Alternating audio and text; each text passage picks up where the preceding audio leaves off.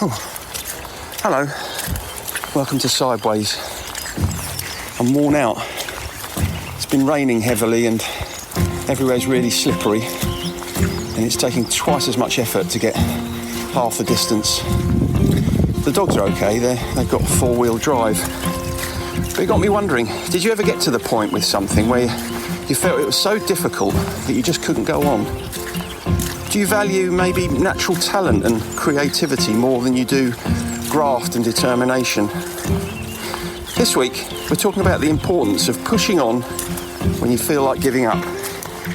We discuss what it's like to hit the wall, the best time to watch The Sound of Music, and Martin bursts into song. Perseverance. Whew. Come on.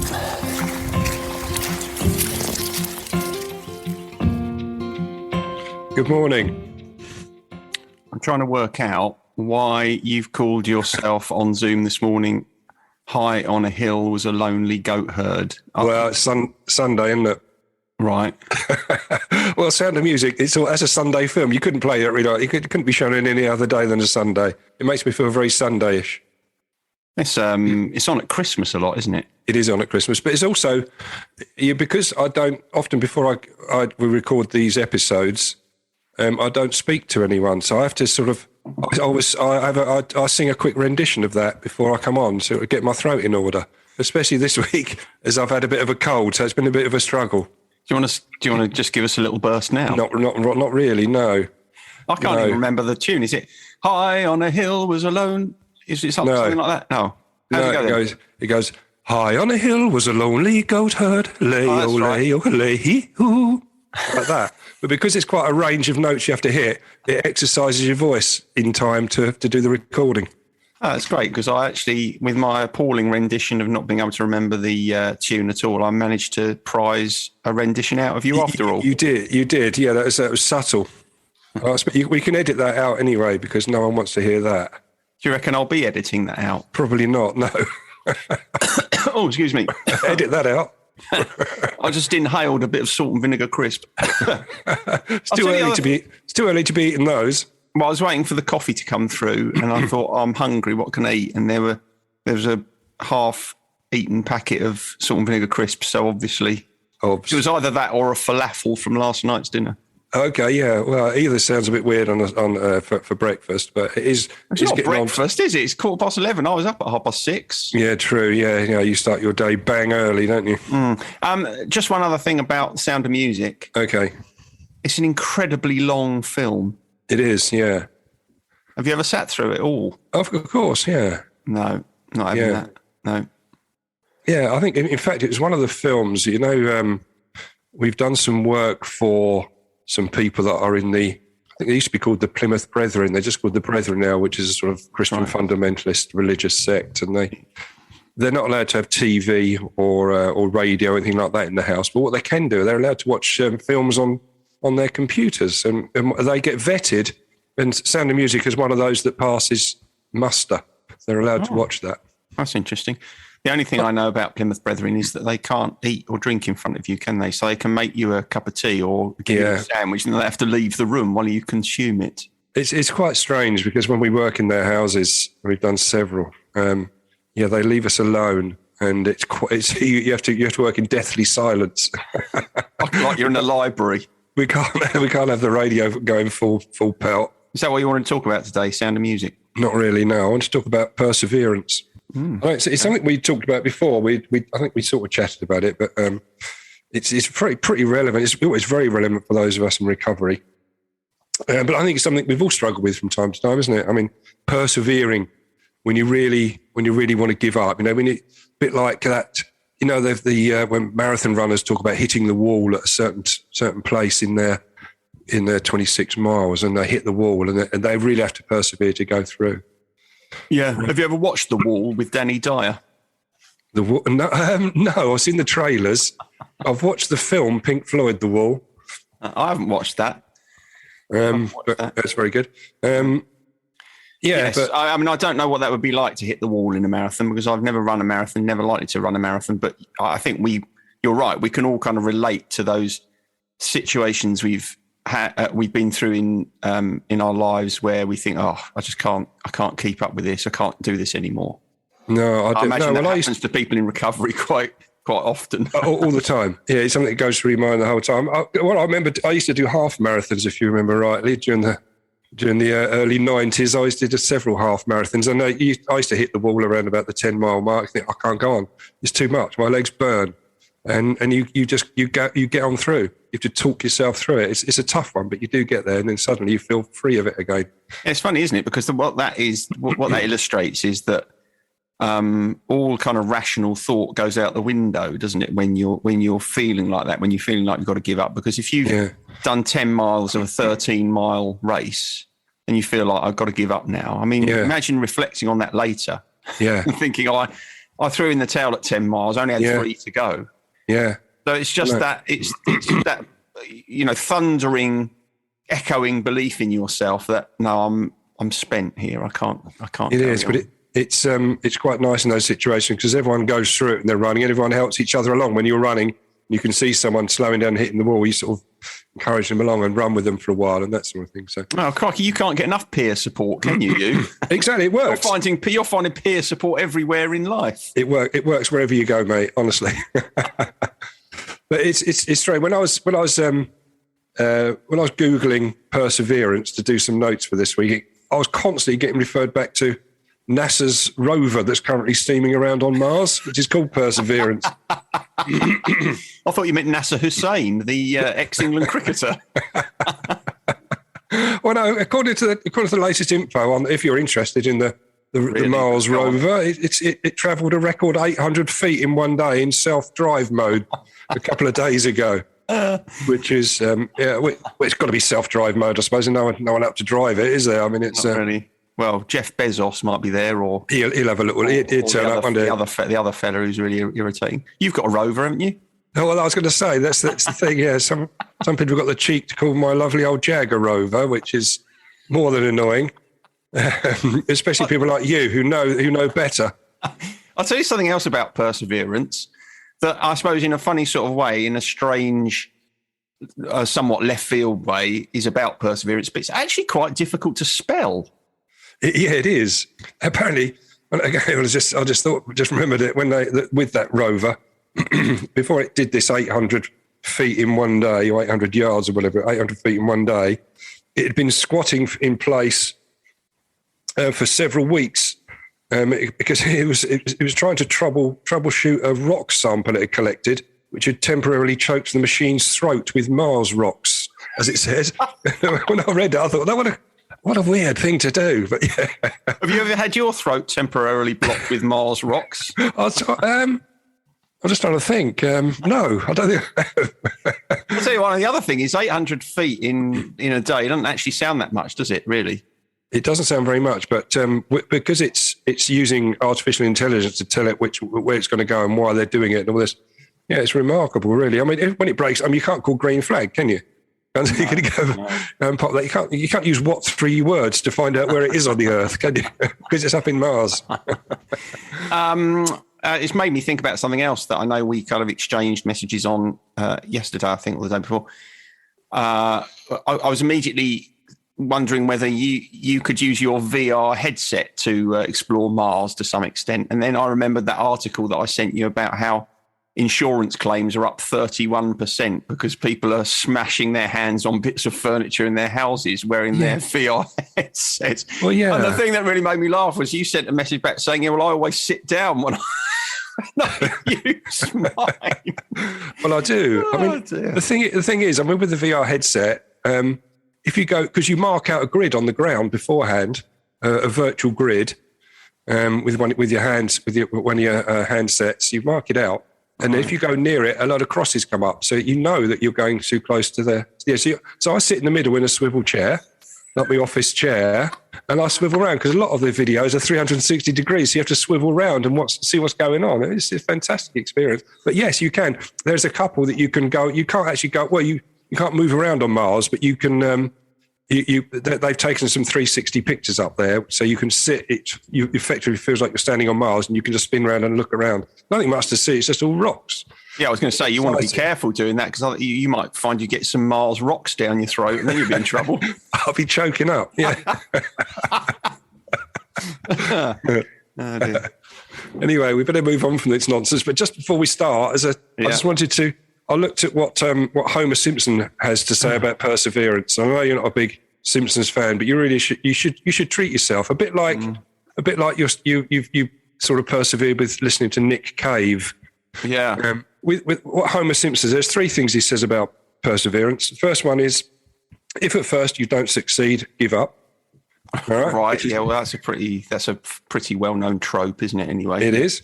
The next one is, you tried your best and you failed miserably. The lesson is, never try.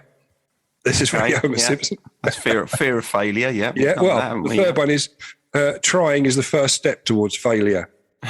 So that's Homer Simpson's take on perseverance. Homer Simpson could do with listening to last week's episode on positive people, couldn't he? He could. He needs to surround himself with people other than sort of Ned Flanders and people like that. Well, you've lost me now. I mean, of course. Yeah, you've never watched. You're one of the few people in the world that's never watched an episode of Simpsons, which is. Yeah.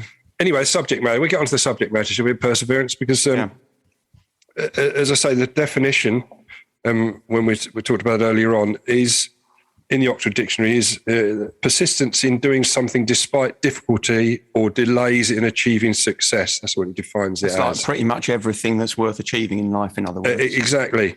And if we refer to our old friend Gandhi, what he says, that no one succeeds without effort. Those who succeed owe their success to perseverance.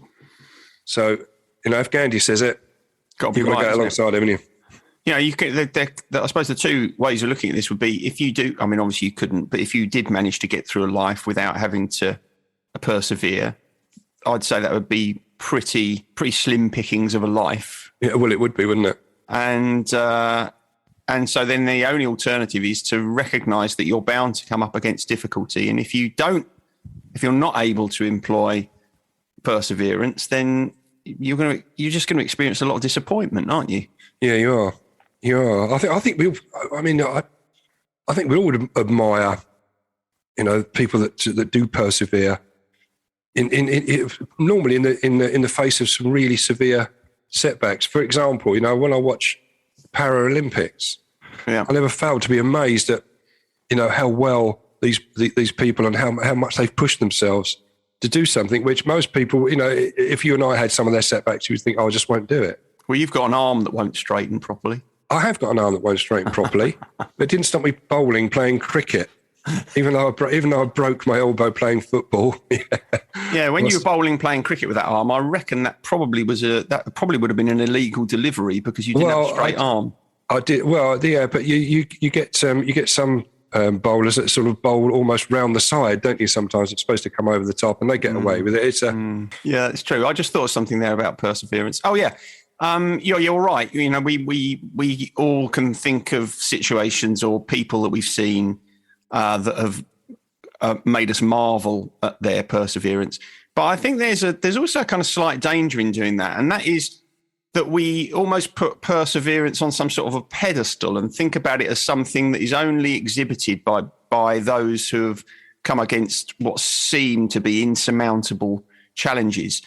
There's a danger that we kind of miss our own little examples of perseverance in our everyday life. And I think it's important to, it's a bit like pain, really. It's not comparable. When you're persevering, when you find something hard and you push through it, it doesn't matter that it doesn't appear to be as difficult as someone else's challenge. It's still the thing that's important is that, you pushed through and got it done.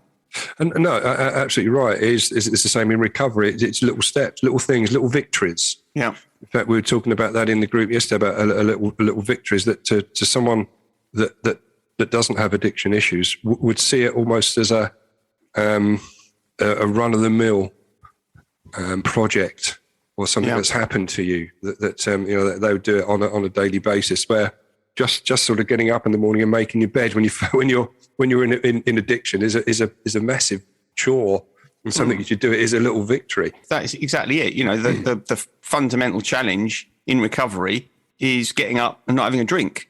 Exactly. Whereas people who don't have addiction issues don't find that difficult at all. No. So they'd say, well, that doesn't take any perseverance. But that's exactly my point. You know, perseverance is very much about the individual. What are you finding difficult? And are you willing to keep going at it until you achieve it? That's what's important. It is. And that's an important point, again, that comes up in groups a lot, because people, you know, go back to the old, where someone would talk to them about their drink and they say to them, well, we just stop. You know, it's as easy as that, surely, which you're right. You know, the people that don't have addiction issues, it is that easy. Yeah. But to someone in the throes of alcoholism, it's the hardest thing you're ever likely to do. Yeah, exactly. Yeah. I think that when I was looking at I was looking on tips on perseverance, really, or to help you persevere in times of, you know, setbacks or adversity. Mm-hmm. I just wanted to go through one or two of those. I mean, I think we'd all do well to remember that, you know, like a single event or a series of little events that impedes your forward progress is a setback, but it is just that, isn't it? It's not the end of the story, you know, and such setbacks don't need to defeat you. They may cause you to pull back and regroup, but that's not, and this is where perseverance comes in. You have a setback and then you work out a way around it or through it often. I'm just, as you're saying that, I haven't really thought about this before. I'm wondering what it is that enables people to get up again and go again. And the only thing, or the thing that I think must be quite important in that is being able to have some tangible vision of the end goal, as well as thinking about the day-to-day challenge of staying sober. There must be an end goal about that as well, improving your life in some way, feeling happier, I don't know, whatever it is. But it seems to me that beacon in the distance, for most of us, is the thing that keeps us moving. We think, well, I want to get there. I want to achieve that. I want to feel like that. And that's what kind of keeps us moving. Do you think that's right? I do, yeah. The trouble is when you're in the throes of addiction, you can't see that end goal. There isn't one, which is why, you know, you end up getting suicidal thoughts because you can't see a way out. There is no end goal. Yeah. And so that's the tough thing about it, which again, don't want to bang on about the peer support, but that's what happens. You sit in a room with a group of people that have started to attain their goals, and you can understand that it is achievable and attainable, and it helps with your perseverance. Then there's various points that came up that I want to run through. First of all, they just talked about, you know, the difference between setbacks and adversity. They called adversity an ongoing series of setbacks, but I don't know, it's a collective term. Perhaps they're interchangeable or not, I don't know. But the research suggests that they often present the best opportunities for learning. That's a bit glib, I think, really, but there is something in that. But what they go on to say is, when you do have a setback, when something comes along to help with your perseverance, don't panic, which is the first point, because it suggests that this is completely the wrong reaction, and it makes it harder to reverse, manage or prevent the damages that setbacks or adversity may have caused, which is quite true. You know, addicts, you know, if panic sets in, if you're in recovery, that's a surefire route back to a relapse. You know, you've got to try and avoid those emotional turmoils, and panic is one of those quite extreme ones, really. That can in recovery, what sort of situation might make you feel panic? Any little thing initially, right? So perhaps if something goes wrong and you're not expecting it, and you think, I don't know how I'm going to deal with this. That's the sort of thing that, you know, like for you, dropping a spoon, for example. That's it. We've talked about the drop in the spoon moment, and at that point, that was when I was in active addiction. That was the end of the world, and there was no logical way forward as far as I was concerned at that point. Anything that comes along which is quite big, you know, like a bit of an emotional trauma and a bereavement or something like that, you do panic at that stage. Relationship breakup. You don't know how to react, and you do panic, and the first thought is to go back to your drug of choice, which we know is wrong, but the draw can be very, very strong. So not panicking. I know it's easy to say, but try and keep a calm head at that time. And the next point was to take a bit of action. You know, feeling sorry about the current situation won't, you know, just leads to more hurt and frustration. Do something about it. Perhaps not straight away, but do exactly. something about it. I think separating those two is really crucial, because that point about not panicking, that's true of everybody, not just, dropping a spoon might not throw everybody into a flat spin, but bereavements, relationship breakups, those sorts of big events, creates an instinctive feeling of panic in most of us. You have to kind of remind yourself there of the importance of enduring and honouring the emotions that you're experiencing. If you feel frightened, let yourself be frightened for a bit, which is why I think there needs to be a separation between that step and the do something about it. Yeah. You need to let yourself feel what you feel first before you do something about it. Because if you do something about it on the back of panic, the likelihood is you'll do something, you'll do something rash and unadvisable. Yeah, do the wrong thing. Yeah, and the thing you definitely won't do is persevere, because you'll jack it in, won't you? Yeah, you will. No, it is right. Taking time out just to think about because panic will induce you to do it heightens the chances of you making the wrong decision. That's for sure. Yeah, you're reducing the risk if you try not to panic and take a little bit of time before you take your first step, the first action. Because we can all react in the heat of the moment, and it's invariably it can cause further problems. Breathe and have a little go on your VR headset. There's some good, there are some good meditation apps on there which are well worth exploring. If you haven't got a VR headset, get yourself one. They're blinded. The next point they come on about was to communicate. To let people know about the situation you're in and let them know how you feel. So going back to what you were saying, you've talked to several people about that this week. Just the communication, because a lot of us again can let it fester inside us, can't we? Yeah. And it stops you from persevering. Sometimes, a bit like I was talking about earlier on in the half marathon, there where someone will run along beside you, or you run alongside someone else. Give them a little bit of help, a bit of a pep talk, and take their mind off this wall they've hit, and away you go. So communicate you're feeling that you've got issues, and you're feeling like you want to give up. You don't want to persevere with stuff. So that's the importance of other people helping you to find your ability to persevere. Exactly. Mm-hmm. Yeah, which comes on to another point later on. Well, I'll address it now. It fits in nicely about asking for help. Because it takes a strong person. We've always said it, to ask for help. It's not a sign of weakness, is it? But often those around, perhaps those people closest to us or people we know, will provide strategies and support that we wouldn't have thought of. So it's always worth just sharing that and saying, look, I've got an issue here. I'm not sure. I'll need to get through it. Not quite sure how to do it. Yeah, and sometimes the support that you get will only be someone saying to you, I can see that must be really tough. And that, we shouldn't underestimate the value of that. You don't always need someone else to help you solve something. Sometimes it will be enough that someone else recognises how difficult this is for you and how much of a hole you're in, and they'll kind of stand with you in the hole until you manage to clamber out. But again, when you do get yourself in a situation where you're struggling to persevere, to go forward, emphasise the positive. Keep focused on the things that are going right, and not just on those things that are going wrong. Because you can have a long line of things that have gone well. You get one little setback, and that could throw you completely off course, and you want to think, I don't want to do this anymore. But it's worthwhile, isn't it, going back and thinking about all the successes you've had before you got to this setback. Yeah, that is important, because I think when you get to the point where you feel like you want to give up, what happens is you start to substantiate that decision by focusing on all the reasons why it's the right thing to do. Yeah. So you will think about all the things that have gone wrong in the past, all the ways in which you can't do it, or it's caused you pain or difficulty. And so at that point, you need to balance out that thinking, that negative thinking, by doing, as you say, well, okay, what have I achieved? How far have I come? What has been a success here?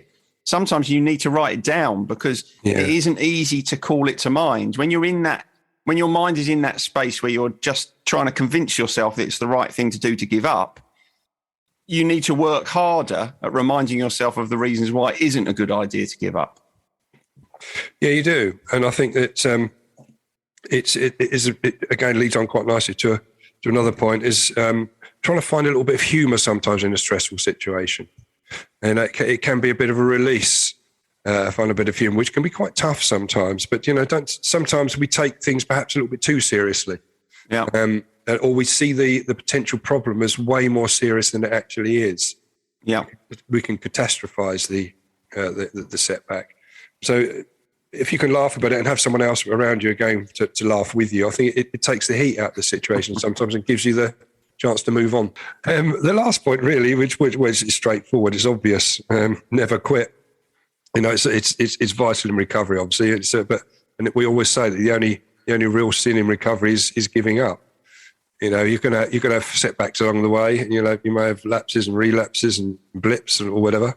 But don't give up. Keep going, because there is your next chance or your next attempt may well be the one that secures you a nice long period of sobriety. Yeah, I think that's right. And again, when I was thinking about perseverance and thinking about the things in my life that I've persevered with and feel that I've, achieved to some degree with, I actually wrote down, I'm not a quitter. And it's probably one of the things that I'm most proud of about myself. What, that you don't quit? Yeah. Or that you've written it down? No. Well, I'm proud of that as well, that I've written it down. But I think when you reflect on the things that you've attempted to do and achieved and, kept going, even when it's been quite tough, it's something that you can feel very good about yourself. It is. It's quite tough, because sometimes those negative thoughts or those negative phrases come to mind, don't they? Like, don't bother to flog you're flogging a dead horse. A dead horse, you almost said there, didn't you? A dead one. I don't know what a dead one is, but a dead one. Well, those phrases will come into your mind to try and back up what you're thinking. I was just going to say, I think we become intoxicated by the idea that things should be achieved through creativity and natural ability and genius, and it's very misguided. To me, perseverance is just as valuable as all of those things. You can have great natural talent at something, but actually perseverance is just as valuable, because when you set out to achieve something and maybe it isn't easy for you, your ability to kind of push on through when it gets very tough is gold. This phrase I quite liked, it sums it up, was don't be discouraged. It is often the last key in the bunch that opens the lock. Now, I think we've all been there when we struggled around trying to find the right key on a bunch, and then eventually you find it. And that illustrates perseverance to a good degree, I feel. Very good. I try and keep as few keys as possible on my bunch, so, Yeah, well, me too now. I don't have to keep trying them, fortunately. Some people see the more keys they have on their bunch, the more important they are as a person. But you're just talking about estate agents now, aren't you? Yeah, or ward, jail warders, what are they called? Screws. Prison. Do you mean prison officers? Prison officers, that's it. Can't call them screws. We might have some in the audience. Well, that was a phrase that was always used. It come from the turn screw, didn't it? But did it? And that's another story we can go into at some point. Let's hope we don't. We don't want to go down that one, do we? Really, no. But that finishes my notes for this week, which leaves us to go on to our normal features, really, the gratitude list and the Spotify search. So, all right, do you want me to go with gratitude? Please, yeah.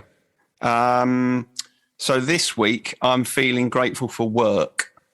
Okay, go on. That's a good one. No, I was thinking about it this morning. And I suppose in some ways it's related to the idea of perseverance. We all have those days where we get up and we think, oh, blimey, don't really fancy going to work today. Or we've got something on at work and you think this is going to be particularly difficult or challenging or whatever. But actually having work to go to that gives you a focus and a purpose and a routine is so important, I think, for stability, for emotional stability, for mental stability, for feeling self-respect. So, I feel very grateful for the opportunity and the ability to work and the fact that through most of my working life, I've been able to do so. So that's what I'm grateful for this week. That's a good one. I think we've all known people that have sort of retired and have, their life has sort of collapsed really emotionally. And yeah, my dad. They feel rudderless. Yeah, my dad was like your dad, right? Yeah, exactly. Yeah. That structure's taken away. and life starts to take on less of a meaning. Obviously, a lot of people flourish in retirement, but it's I think that's quite a good one to put on. That's not an obvious one to put on a gratitude list, but I think it's worthwhile. Well, thanks very much. Thanks for your affirmation. Thank you. Well, it's not as obvious. Didn't need it, but anyway. I don't think it was quite as obvious as my blow-up beds from last week, but it's getting there, mate. Well, for this week, I can't have haggis again, even though Steve and Tracy did bring me down another haggis, which is just beautiful again. I can't put that on because that would be on every time they go to Scotland and bring me on back, so it'd be too regular. But I want to put the people that come to the meeting this week that are in detox. So the Detox Week crew. It's always lovely when you see a fresh bunch of people coming in, especially when they're all bonded together. They're all starting out their journey at the same time. They're all going through detox. So they started on Monday and they'll finish their last sort of detox medication today or tomorrow. And it's always lovely to see these new faces coming in and to remind ourselves as to where we were, which is a really important issue, but also brings joy to see people are cracking on and starting to make real changes. It just takes a few days. There was one of the guys that came we'd seen him a week before, a couple of weeks ago. He'd come in before detox and he was really struggling, obviously still drinking. And then he's gone into detox and just within a few days, he's changed physically, emotionally, everything. It just shows you how powerful alcohol is how much it ruins everything. And just to see him start to get free of it was a joy. And as it is with everyone else, so I'm putting down the people from detox. I'm putting those on my gratitude list this week. Nice. And also a good illustration of the importance of perseverance. Exactly. It works in nicely, doesn't it? Yeah. On the Spotify search, well, persevere is, I should try and find someone called Percy Veer, but there didn't seem to be anyone that immediately came up. But there was a track called Persevere by Harley Poe. Harley Poe? Harley Poe, yes. Right. They're described as an acoustic horror folk rock band. Crikey, that sounds appalling. Was it appalling? Dreadful, yeah, dreadful. There was a great track I liked called, it's called Persistence Resistance. That's sort of similar to what we're talking about here, but I liked it because it was by the Verucas, who were a proper punk band during the late 70s. And they're sort of still going in some form. Have you ever had a Veruca? Yeah, I have. Yeah, well, everyone had them when you first went swimming at school. I didn't go swimming at school. Oh, all right, okay. Well, when you first learnt to swim, I didn't learn to swim. We're down at the Maidstone. Well, I'm just telling you because obviously I don't know whether you've had a Veruca or not, but everyone that went swimming got them. It was part of growing up, and everyone had them. Oh, I didn't have one as a child, but I had one when I grew up. Oh, did you? Yeah, it's funny, isn't it? Where did you catch that from? Swimming baths? I don't know where I got it from, but there we are. Anyway. Yeah, but I didn't put the Verucas one on there. What I did put on was a track from TerrorVision. Oh, TerrorVision. Oh, yeah, I hadn't heard it. Well, they're a blast from the past. They are, yeah. But there's a track just called Perseverance, and it's great. And I liked it, so I popped it on. So there we are. Yeah. Well, nice. I might actually even like that one because it's probably quite melodic rock. Almost. It's pretty good. Probably a bit like Journey in Boston. No, it's not. Hey, did you see that? What's his face? Can't remember his first name now. What's his name for McDonald? Anyway, he was one of the founding members of Foreigner. He died this week. No. I'm surprised you didn't do a little obituary before we start. I'd have had a little bit. I'd have been wearing a black armband all week if I don't know, mate. Exactly. He was a founding member of Foreigner. I think, where was he before? I think he was in King Crimson before that. Was he? Yeah. In the Court of the Crimson King. Another dreadful band, but there we go. Don't speak ill of the dead. Oh, well, no, I'm not. No, he's a lovely guy. I loved all his music. We always do that, don't you, in retrospect? He'd left Foreigner, though, by the time they were making their really schmaltzy American stuff. Oh, right, okay. So earlier Foreigner, I think you'd be able to stomach. Right, okay. I Want to Know What Love Is. I think that would turn your milk sour, wouldn't it? Well, yeah, very much. For you. Yeah. Although you should be all right with songs like that this time of year because it's Valentine's Day tomorrow. Oh, yeah, it is, yeah. My poor old postman will be struggling up the pathway with his sack full of me Valentine's Day cards as normal. Dream on. Are we done? We're done, mate. All right, good. Well, I'm going to take the dogs out before it rains because that sky's looking quite angry. It is looking a little bit grey. Yeah. Okay, mate. All right. We'll speak to you soon. Laters. Cheers, mate. Bye. Bye. Sideways was created by Graham Landy and Martin Pankhurst. If you want to read more about our work or sort through the extensive archive of past episodes, just visit grahamlandywellbeing.co.uk/sideways-podcast. You can follow us on Twitter or Facebook or Instagram at Sideways Podcast, and you can email us if you have a question or if there's something you'd like us to cover. But most of all, we want to tell you how grateful we are that you come and listen, and we ask that if you've enjoyed what you've heard, that you spread the word. And we'll see you next week.